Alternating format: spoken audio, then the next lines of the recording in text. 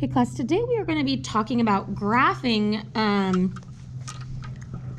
linear equations onto the coordinate plane. Now, I'm not saying, we really are talking about graphing functions, but there is one sort of piece of this that isn't a function, so we're just going to call it linear equations. So you might want your graph paper. Okay, and I did include this printout of topics I'm going to talk through, but you do not need to print it out at all. Just use that graph paper. So this first piece that I'm going to mention is just because I kind of want you to have an understanding. So when we are talking about linear equations, they can contain one or two variables with no variable having an exponent other than 1. So we're still mostly entirely talking about functions, but we've narrowed it down just a little bit further, where now they can only have an exponent of 1. So this is linear because we have two variables, and when we don't see an exponent, it has an exponent of 1. This is not linear because we have an exponent of 2. This is linear, right? One variable is allowed. This is linear as well. Okay, and we're basically going to be taking everything that we have learned about functions and putting it together to talk about how we get these things on the coordinate plane. And the idea comes behind the fact that if we're talking about something like y equals 3x minus 4, right? If we're talking about this function rule, it has an infinite number of values we can plug in for x, right? We can plug in 1, we can plug in 2, we can plug in 3, but we can also plug in 0.1, 0.11, 0.111.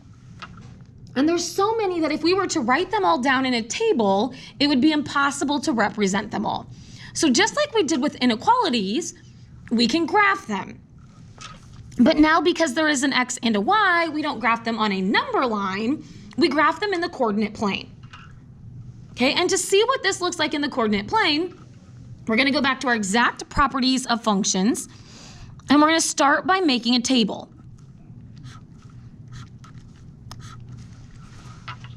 Okay, our rules for making our table is that we are going to pick 3 x values.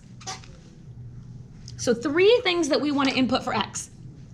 Up until this point, I've been giving you the 3 values. Now it's going to be your job to pick them on your own.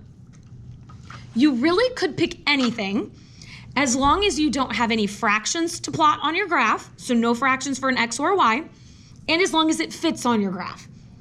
So you're not going to want to pick an x value of 72 when I'm giving you a 10 by 10 grid because it won't fit. So we want to pick some nice small numbers that are nice and easy to see. Okay, so a lot of times students will say, well, I've been taught 1, 2, 3.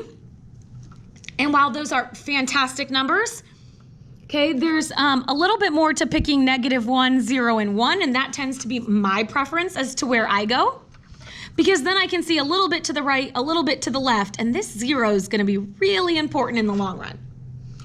But you're not wrong if you pick other values, just know that. So if you picked 7, 8, and 9, as long as they still fit on the coordinate plane, you would still be getting the exact same thing. Okay, so whatever 3 numbers you pick here, you're then going to plug them in for x, just like we were doing earlier this week.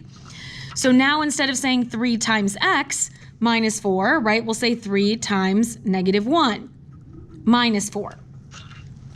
And we will get -7. And then we will plug in 0. And we will say 3 times 0 minus 4. And so forth, right? And then we'll plug in 1, 3 times 1 minus 4. The next thing that we will then need to understand is that from a table, that really gives us 3 ordered pairs, right? In this table, we now know that this is the ordered pair -1, -7, right? We've talked about how we can represent this in different ways. This is 0, -4, and this is 1, -1. So now we are going to take these values and we are going to plot them on the coordinate plane. So I'm going to plot the point -1, -7, 0, -4, 1, whoops, that's not where I wanted, 1, -1. Just pretend that's not there. It's the problem with me using a pen and talking at the same time. Now, once you're done, what we want to understand is that these 3 points need to be in a line, right? We said we were graphing linear equations. They make a line, they're linear. So we are then going to draw a line all the way across. Okay, we are putting arrows on both ends, and that line is representing every x and y value that make this function rule true. Okay, so if I were to plug in 2, 3 times 2 is 6 minus 4, it would be 2, comma 2, and my graph isn't perfect, okay, but right, we're almost right there. If my graph is perfect, it's really hard to draw a perfect line. Okay, so let's look at another one. Let's say that we want to turn 2x plus 5y equals 10, and we want to represent it in the coordinate plane. So again, the first thing that we want to do is be able to get some input and output values. The problem is that this is not in that function rule format. It doesn't say y equals. So while we could choose some x values and plug it in, that would mean we have to solve an equation every time, and that's kind of a pain in the butt. So it's going to be a lot easier if we can solve this for y to start with. So I know some of us needed some review with solving for y. So if you're not sure, I linked in another video with important info as a reminder on solving for y. Feel free to watch that. Okay, so to solve this for y, remember we're going to move our x first. So this is a positive 2x. To move it, we are going to subtract it.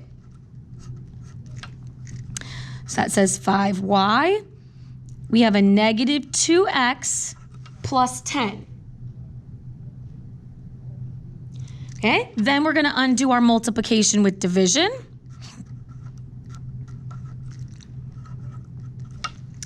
This is just a fraction. Now, I'm going to tell you right now, you're really not going to want to turn this into a decimal. You're really going to want that fraction so you can get the right numbers in your table. And then once you're solved for y, now we're in the right form that we can make a table and start picking input values. Okay, so I'm going to make a table, right? I said we have to have 3 points. So we need to have 3 numbers to plug in. Okay, so 0 is without a doubt something we always want to pick. Okay, I was talking about that over here. 0 is going to be, it's kind of an important number. Okay, so if I plug in 0, negative 2/5 times 0, well, anything times 0 is 0, plus 2 is 2. The problem now comes in the other values that I plug in. If I pick 1, and I plug in 1, right? If I do negative 2/5 times 1, plus 2, I get a fraction output. And I said no fractions. We do not want to be approximating our points. So we're going to have to choose our input values a little bit wisely. Okay, and to do that, we want to pick our denominator as a positive and a negative. So we're picking the denominator and a multiple of the denominator. So 5 would work, 10 would work, negative 5 would work, negative 10 would work. Negative 20 would work, it just doesn't fit on my graph. Okay, so now when I plug that in, right, and I do negative 2/5 times 5, I get a nice integer value. Okay, and then we're going to do the same thing, but now plug in negative 5, and that will give us 4. So I'm now going to plot the point, negative 5, positive 4, 0, 2, and 5, 0. Okay, there's our line. Go across our plane. My line is still not perfect, but that's okay as long as we are going past the points all the way across our plane, knowing that's a line that continues.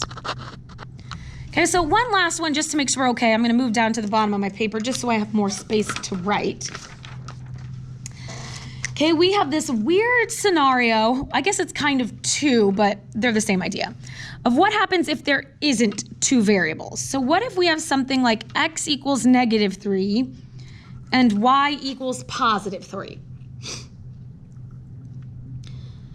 Okay, so I'm going to start over here with the y equals 3. What happens if we don't have 2 variables going on? So still, we don't have a fraction, so I'm fine picking 0, 1, and negative 1. But I don't have anywhere to plug in x. Okay, this is just telling me no matter what, y is 3. Y is 3, y is 3, y is always 3. Okay, so I can plot the point -1, +3, 0, 3, 1, 3. It's not a coincidence that this is a horizontal line and maybe a bit unique. Anytime there is no x in the problem, there is only y, it is always going to be a horizontal line. It's always backwards of the axis. So the y equals line is vertical, but it creates a horizontal line when we graph it. Okay, so if we go over to the x equals, right, this one tells us, you know what, you don't have a choice of what you want to pick for x. X is always -3. Whether it's 0, 1, -1, right? Y can be anything, but x is always -3. So I have -3, -1, -3, 0, -3, 1. Okay, and again, a little bit unique because it's vertical. Whenever there is no y, we always get a vertical line.